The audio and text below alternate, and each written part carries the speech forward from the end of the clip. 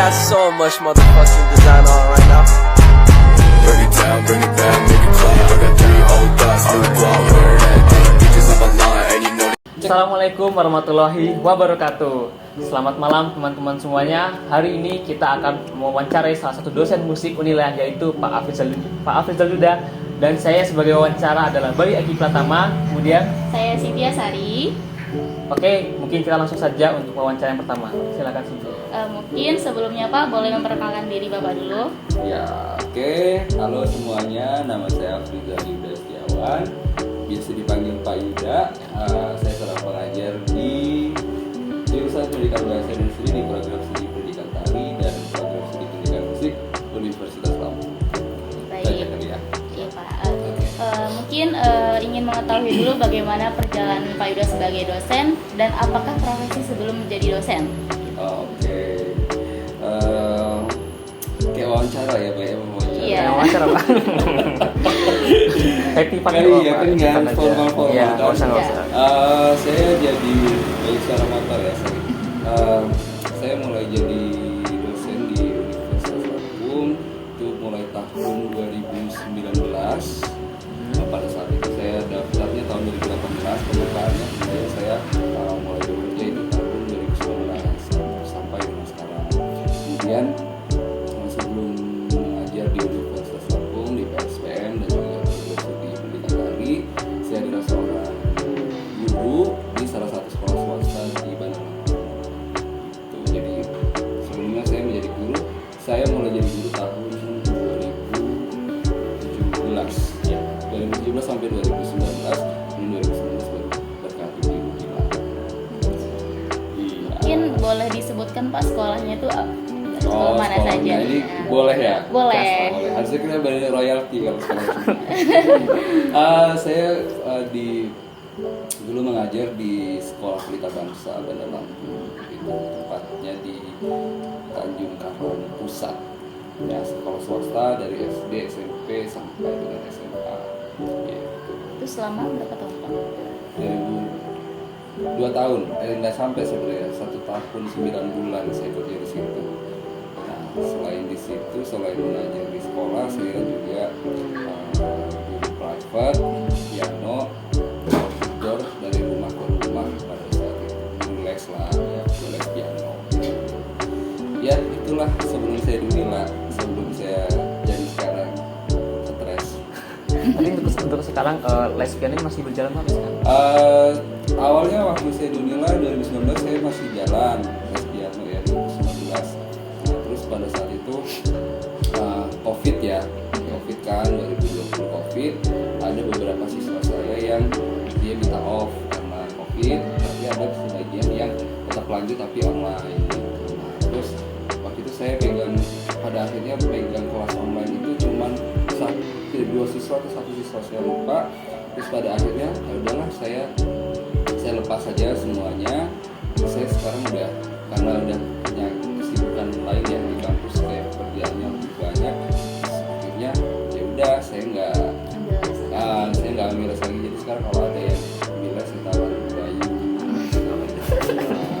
bagi rezeki. Jadi kalau dia saya makan habis nanti. Ya stok Bayu. Berarti dulu Pak Yuda tuh memang benar-benar sendiri gitu Pak yang buat bangun. Iya, dulu saya sendiri. Jadi terus tahun 2000 berapa ya pertama mulai itu 2018 awal itu saya iseng buat sosial media, buat Instagram. Nah, terus dari Instagram itu mulai diisi feed pakai pakai punya saya, pakai yang video-video yang saya punya. Nah, terus bikin hashtag kan, les piano Bandar Lampung, les piano Bandar Jaya, les piano, hashtagnya banyak. Dan ternyata dari orang cari hashtag itu banyak ternyata yang nge-WA, nge-DM gitu. Saya juga nggak nyangka sih kalau saya bisa dapat murid dari situ, juga nggak nyangka. Terus ya udah dulu sih untuk ngisi setelah kalau dulu kan pagi ngajar, nah jadi habis dari ngajar sampai jam 4, nah setengah 5 datang ke rumah siswa buat les gitu. Terus di Unila juga gitu, pas udah di Unila ya, sampai dulu kan awal-awal jadi dosen gaji masih kecil, nggak cukup lah beli bensin ya, belum buat hedon, buat nongkrong, itu masih dulu. Jadi dia pulang dari kampus datang ke rumah siswa, cari siswa. Ya Pak, nanti bisa diteruskan dengan baik Pak. Ya Pak. Amin. Bisa dong. Oke Pak, oke Pak, mantap. Yang kedua nih Pak sekarang, ini kan Pak Yuda berlatar belakang dosen tari kan Pak, dosen musik juga. Nah alasan Pak Yuda itu kenapa kok bisa ngajar di tari juga dan bisa ngajar di tari, musik juga? Oh gitu. Unik berarti kan Unik ya. banget. Jadi kelebihan tuh Pak. Jadi gini, kalau disiplin ilmu saya di prodi pendidikan musik. S1 saya kan pendidikan musik, S2-nya pendidikan seni, konsentrasi seni musik. Ya, jadi memang secara keilmuan ya saya di pendidikan musik. Nah, tetapi pada saat saya masuk di Unila dulu, pada saat pendaftaran, yang kan kalau kita daftar tuh harus ada formasi. Kita nggak bisa sembarangan daftar aja atau masukin berkas kayak apa ya, modal tahu-tahu masukin lamaran nggak bisa, semua harus berdasarkan formasi. Nah pada saat itu yang membuka formasi adalah prodi pendidikan tari, prodi pendidikan musiknya nggak buka formasi, nggak ada. Jadi prodi pendidikan tari yang buka formasi. Nah, dengan syarat pada saat itu syaratnya dia nggak melihat S1-nya harus pendidikan tari, enggak, dia cuma lihat S2-nya pendidikan seni. Ya udah, akhirnya saya waktu itu gambling aja sih, coba-coba aja daftar gitu. Kalau terima ya syukur, enggak ya udah gitu kan. Terima. Makanya pas keterima saya jadi dosen di prodi pendidikan tari. Iya. Nah karena background saya S1 pendidikan musik, terus juga di PSPM kan masih sedikit tuh dosennya, dosen piano juga nggak ada, namanya piano apalagi kan nggak ada ya. Jadinya ya udah, akhirnya saya juga ngajar di prodi pendidikan musik. Sebetulnya tuh pada prinsipnya kami itu mau saya, Pak Prisma, Pak Rizal, Miss Dila, kami itu statusnya adalah dosen FKIP dan dosen Unila. Jadi kami tuh bisa ngajar di mana. Jadi kalau dosen itu nggak harus ngajar di program studinya. Ya, Pak Hero kan ngajar di BGSD. Jadi nggak ada label dia ini dosen musik gitu, Enggak, nggak ada ya Pak ya? itu tuh kayak cuma rumah aja, rumahnya di prodi pendidikan musik, rumahnya di prodi pendidikan tari. Tapi statusnya tuh dosen Unila, dosen FKIP, wabil khusus FKIP, wabil khusus lagi jurusan pendidikan bahasa dan seni gitu. Jadi boleh ngambil di mana aja sih. Cuma kan anak-anak kan banyak yang bingung sama status saya kan, Iya. sebagai dosen. Jadi kalau dosen itu yang dilihat bidang keilmuannya. Jadi kalau misalnya dia rumah home base-nya, kantornya ya di pendidikan tari misalnya, tapi bidang keilmuan dia misalnya itu kayak terlalu jauh. Saya bahasa Lampung, ada dosen yang dia home base-nya di bahasa Indonesia, home base-nya di bahasa Lampung, tapi dia tuh lulusan bahasa Indonesia, ya dia tetap ngajar di prodi pendidikan bahasa Indonesia, tetap ngajar di prodi musik, ngajar bahasa Indonesia, ya gitu.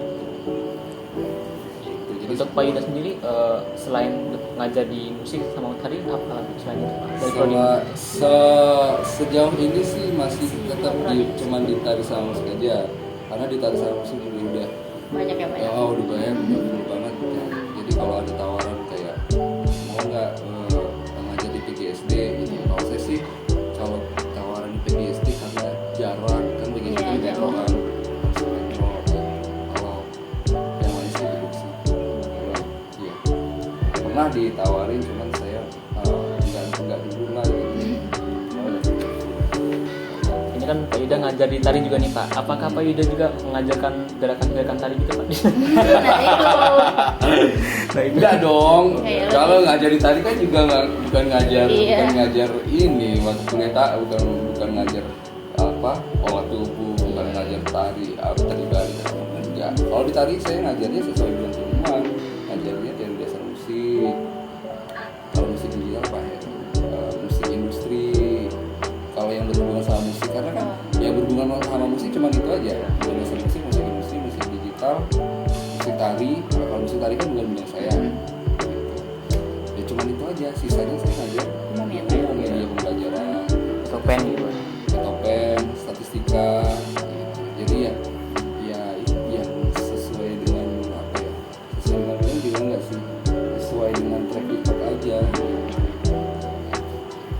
keadaan PSPM nih Pak, itu menurut Bapak apa sih harapan besar Bapak kemajuan PSPM itu bagaimana? Harapan besar saya itu apa ya? Besar banget kayaknya ya. Tapi terlalu besar. Nggak sih, kalau harapan terbesar mungkin yang dalam waktu, bukan dalam waktu dekat ya, yang sekiranya kayaknya kalau yang terlalu muluk-muluk kan agak ribet ya. Pengen kayak PSPM go internasional tuh kayaknya nanti ya, Sulit juga ya, Pak. sulit, begitu sulit. Atau misalnya PSPM juara solo piano tingkat dunia, kayaknya agak susah juga gitu kan. Baik.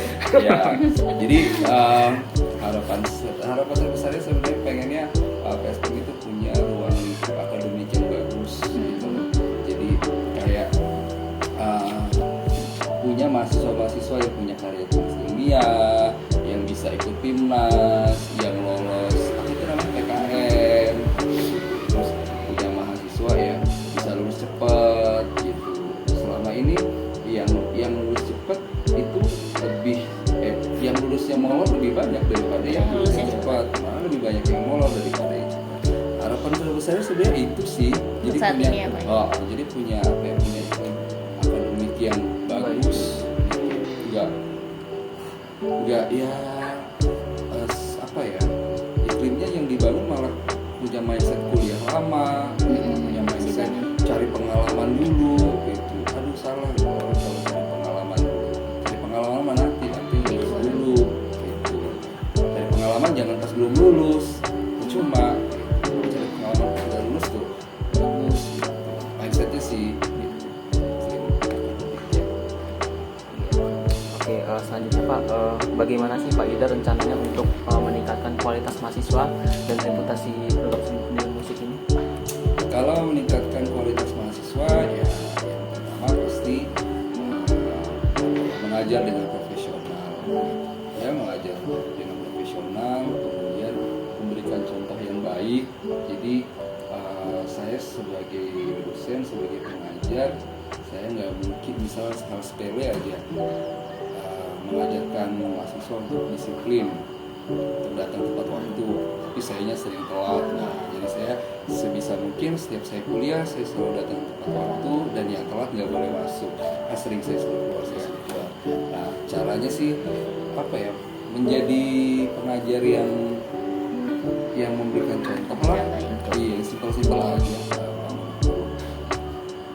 Kalau untuk apa namanya strategi Pak Yuda untuk memotivasi mahasiswa itu, apalagi kan banyak yang molor kata Bapak tadi, itu bagaimana cara Pak Yuda untuk memotivasi? Strategi saya untuk memotivasi itu biasanya saya selalu apa ya, pendekatannya mungkin lebih ke pendekatan personal. Ya kalau misal kita mau motivasi, ayo kamu cepat, ayo Susah cepat, ya? itu kan agak-agak susah ya. Kalau dianya nggak mau cepet Iya. gimana gitu. Ayo saya lebih ke apa, strateginya strategi menghina kali ya. Kamu nggak lulus gitu, bayar UKT terus ya. Paling lebih ke apa ya, ya lebih ngajak temenan aja lah gitu. Jadi supaya dia nggak takut nggak datang ke kampus ya, yang friendly lah, jadi dosen yang friendly. Kalau udah ngebimbing ya, kalau lagi ngajarnya kan beda. Kalau ngajar kita ada friendly, tapi kalau lagi ngebimbing kita harus friendly dengan si mahasiswa. Baik Pak, selanjutnya untuk sekarang ini kan kayaknya program studi musik ini kayaknya peminatnya nggak terlalu banyak ya Pak. Oh iya, dari mana tahu lu nggak terlalu banyak? Ini Pak. Iya, denger-denger aja Keren sih sih, Pak. Soalnya angkatnya kalau dibandingin angkatan tuh lebih banyak angkatan kita Pak. Iya. Bahkan Iya, angkatan paling sebelumnya, banyak ya. memang angkatan 2020 sepanjang sejarah. Ya betul Pak. Nah, bagaimana sih upaya Pak Yuda itu untuk meningkatkan apa ya? Intinya siswa kita pada ingin ikut prodi musik gitu Pak. Oh. Upayanya. Ada promosi Ya, tertentu. Kalau promosi sih, ya kalau promosi ya semua juga tahu ya, media buat promosi lewat sosial media, lewat ini gitu.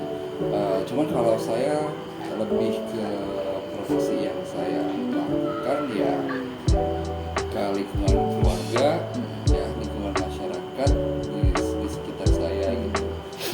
Itu sih kalau misalnya bentuk promosi ya. Atau biasanya sih kalau saya melakukan promosi ke sekolah-sekolah ya enggak juga gitu. Saya kan ganti promosi. Cuman kalau dari pihak universitas itu promosi yang dilakukan salah satunya adalah dengan pada saat itu kami diundang untuk podcast. Jadi kami podcast di jurusan ilmu komunikasi. Itu kita kalau dari musik yang mewakili Pak Diskon. Saya podcast saya podcast di Tari. Nah, ditayanginya di TV tuh di Unila TV, dan ternyata Unila TV ya nggak cuma lingkungan Unila aja, ternyata si Bandar Lampung bisa nonton gitu. Itu salah satu bentuk upaya yang salah satu yang saya lakukan dan Pak Diskon lakukan ya pada saat itu. Cuman ya nggak cuma itu, bukan pure dari kita sih, difasilitasi memang dari di kampus. Cuma kalau dari apa yang saya lakukan ya, ketika ditanya sama orang gimana produksi dari musik ya, saya akan menceritakan yang baik-baik aja gitu. Sesuatu yang baik ya harus menceritakan dengan baik gitu, supaya bertahan. Cuman memang agak susah sih namanya promosi itu susah ya. Biar laku kan susah. Untuk saat ini adakah kerjasama dengan institusi lain seperti lembaga pendidikan atau apakah untuk kemajuan SPM ini? Kalau kerjasama itu tentu yang melakukan kerjasama ya pihak program studi itu Pak Hasim ya, di koordinator oleh Pak Hasim, kemudian dinaungi oleh jurusan dan fakultas gitu ya. Kerjasamanya sih dengan instansi, dengan beberapa sekolah itu kayak acara yang kalian gagas ya, waktu itu yang lomba gamelan itu salah satu untuk promosi. Terus yang kita kalau kita libatkan lagi dengan instansi itu pentas ujian dengan budaya supaya orang bisa nonton, itu juga salah satu untuk promosi gitu. Kalau dari saya sih, kalau saya pribadi yang saya lakukan, saya di bidang publikasi. Nah, jadi kadang saya melakukan kerjasama dengan pada saat itu isi Georgia. Nah, jadi ada mahasiswa yang mau publish artikel, bisa kontak ke saya, terus dari mahasiswa kita bisa submit ke kita, terus pertukaran artikel karena saya bikin jurnal gitu. Cuma kalau untuk bentuk kegiatan yang lain yang di luar yang saya pegang, ya mungkin kita bisa lihat lah ya, bisa ada kemarin ditayang di TV, di peta itu kan untuk kita sama. Cuma kalau yang saya lakukan sih di bidang komunikasi, di jurnal. Selanjutnya Pak, apa harapan Pak Yuda ini terhadap karya-karya mahasiswa dan prestasi mahasiswa prodi musik? Karya-karya apa nih? Karya musik atau karya musik Pak? Kalau dari saya sih, harapan saya ya kalau terhadap karya musik sejauh ini sih kalau dalam segi karya, tapi saya bukan orang yang ekspor untuk menyerap sebuah karya ya. Maaf kalau saya salah ngomong gitu. Cuman kalau yang saya lihat perlu banyak lagi belajar untuk bagaimana menghasilkan sebuah karya gitu. Karena kalau yang saya lihat ketika teman-teman buat karya itu saya nggak tahu, saya tuh nggak ngerti ini konsepnya apa gitu. Itu konsepnya apa yang dibuat. Kadang bikin musik tuh kayak ya kalian lagi duduk terus bikin musik, ini kayaknya gini tanpa ada konsep, tanpa ada isu yang diangkat. Nah itu sebenarnya kan karya musik kan sebenarnya secara konseptual kan sama karya tari kan. Nah kalau kita compare dengan karya-karya anak tari, mereka tuh bisa gitu mengangkat sebuah isu yang lagi happening di lingkungan masyarakat. Itu kemudian mereka melakukan riset dulu gitu, ini bagaimana isu ini di lingkungan masyarakat seperti apa. Mereka interview dulu dengan subjek-subjeknya, interview dulu dengan orang-orang yang terlibat dari fenomena itu, kemudian ada konsultasinya, observe langsung, lihat di lokasi. Nah kemudian itu diangkat menjadi sebuah karya. Nah itu yang saya lihat, saya nggak tahu prosesnya gimana ya kalau di musik ya. Yang saya lihat kok kayaknya di musik tuh nggak ada tuh proses-proses yang begitu gitu loh. Sehingga ketika menampilkan sebuah karya musik, ya udah orang main musik aja gitu. Iya gak sih? Iya, kayak kurang dapet ya Pak ya. Nah gitu, kayak kurang dapet. Terus dari segi kualitas komposisi, kualitas karya juga saya rasa banyak perlu ditingkatkan ya. Itu sih harapan saya. Kalau untuk visi jangka panjang Pak Yuda untuk kemajuan PSTM, untuk mengembangkan PSTM. Visi jangka panjang ya? Iya, jangka panjang ke depannya mau. Kalau jangka panjang berarti kan berbicaranya bukan yang sekarang. Iya. Ya berarti kan impact-nya nanti kan harus sudah lama. Kalau saya sih karena saya berencana, jadi dari saya pribadi ya. Kalau saya berencana untuk lanjut studi, lanjut kuliah, S3, ya pasti S3 saya tentu saya akan ambil program studi yang linear ya, dengan ya tetap di pendidikan musik atau pendidikan seni gitu ya. Kalau saya dapat kesempatan dan otak saya mampu ya, dan saya punya rezeki dan saya punya keberanian, ya harapan saya sih saya bisa S3 di luar negeri gitu.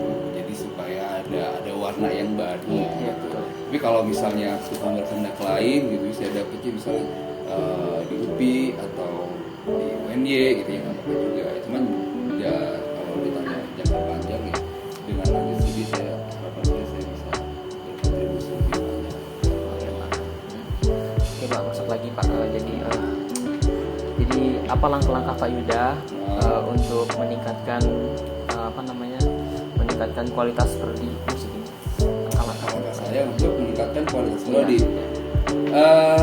Saya sih nggak muluk-muluk sih, simpel aja. Ngajar yang benar, ngajar dengan profesional, terus tidak mempersulit mahasiswa. Kalau mahasiswa mau lulus ya kita dukung, gitu kan. Kalau mahasiswa lagi kesulitan masalah ekonomi ya kita tidak mempersulit hidup mereka, gitu kan. Jadi itu aja sih, karena saya berharapnya ketika seorang itu bisa kuliah dengan nyaman itu, ya dia bisa cepat lulus kan, itu akan berdampak pada akreditasi gitu. Jadi kalau saya langkah apa yang bisa saya lakukan, yaitu saya membuat mahasiswa itu merasa nyaman belajar di situ gitu, karena ya kuliah 4 tahun itu kan kalau yang baru KT juga nggak gampang kan, baru KT gitu. Jadi ya langkah yang saya lakukan ya saya belajar dengan baik dan mahasiswa jangan untuk belajar, itu aja sih. Kalau untuk kualitas kurikulum, adakah ada rencana untuk meningkatkan kualitas kurikulum di PSTM ini Pak? Kalau kualitas kurikulum sebetulnya di program situ ada namanya tim penjamin mutu. Nah, tim penjamin mutu TPMP ya, tim penjamin mutu program studi TPMPS. Nah, kalau di musik itu tim penjamin mutu program studinya itu Pak Prisma dan Pak Bian ya, itu yang menjamin kurikulum. Cuman kalau dari pandangan saya, mungkin ada beberapa mata kuliah yang nantinya perlu ditinjau ulang. Nah, apakah ini bermanfaatannya sesuai atau misalnya dia itu akan ada sih mata kuliah yang mirip-mirip ya, misalnya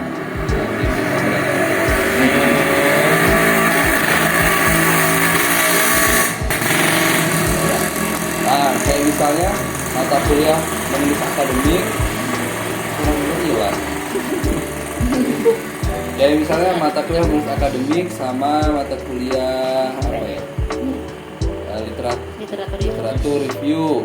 Nah, itu kan aplikasi ilmiah sama menulis akademik itu kan mirip-mirip. Nah, itu sih itu kadang yang harus perlu di ini lagi. Terus misalnya kayak mata kuliah harmoni manual. Kalau harmoni manual itu di tempat kita kan peminatan aja. Ya. Nah, seharusnya itu harmoni manual itu untuk semua mahasiswa harusnya, karena itu keterampilan mengiringi lagu, terkait-terkaitnya mengiringi lagu, aplikasi dari harmoni. Itu harusnya kan pakai media mahasiswa kita. Terus ada juga mata kuliah yang kalau misalnya gitar, kalau di program studi di universal air itu gitar wajib 1, gitar 2, gitar dasar, gitar lanjut, gitar dasar. Itu aja sih yang jauh ulang. Kalau menurut Pak Yuda, mayor itu lebih baik di semester 3 atau semester 1? Kalau menurut saya ya tergantung apa ya, tergantung iklimnya. Kalau kita bicaranya di Jogja, di mana Jogja, UPI, di mana di sana itu anak yang masuk di program studi, mahasiswa yang masuk di program studi musik itu memang diseleksi secara ketat gitu. Jadi bukan yang diterima semua, bukan. Karena diseleksi dengan ketat, maka dia sudah well prepared. Dia udah les, ya kan? Dia udah, ya banyak lah anak les-lesan, dia udah les, atau misalnya dia di sekolah musik, atau misalnya dia memang udah otodidak tapi sudah mahir gitu. Nah, itu kalau mau dibuat mayor itu di semester 1 ya dia jadi gitu, karena udah siap gitu. Sama juga yang vokal, sama juga yang biola. Biola ketika masuk anak violin gitu ya, masuk program studi musik, dia bukan lagi yang ini yang ngakek udah enggak, itu udah jadi dia itu ketika sudah masuk. Nah itu nggak apa-apa kalau misalnya. Cuma kalau case-nya di Unila yang berbeda ya, Pak? Iya, yang berbeda adalah anak-anak yang masuk Unila ini kan dari nol, bahkan di bawahnya nol, dari nol. Minus. Nah, dari nol, dan juga anak-anak yang masuk Unila itu ya memang kita nggak bisa mungkiri kalau yang masuk itu pendaftarnya memang belum banyak, jadi otomatis kan diterima semua. Terus rata-rata juga yang kuliah di Unila musik itu kan ya orang-orang Lampung kan, gitu loh, bukan yang dari luar. Jadi effortnya juga beda gitu loh untuk belajar kan. Jadi kalau misalnya anak Unila semester 1 udah mayor, ya kayaknya bakal gila gitu loh, karena kaget karena dia belum siap gitu. Jadi kalau di Unila sih saya rasa tepatnya ya memang di semester 3 supaya dia belajar dulu gitu, udah bisa keluar. Cuman memang karena mulainya mayor di semester 3, maka kan berakhirnya di semester di mayor 4 ya, kita cuma belajar 4 semester 6 terakhir, maka memang tidak seoptimal program studi di musik di kampus lain gitu. Cuma setidaknya kan dia lebih siap.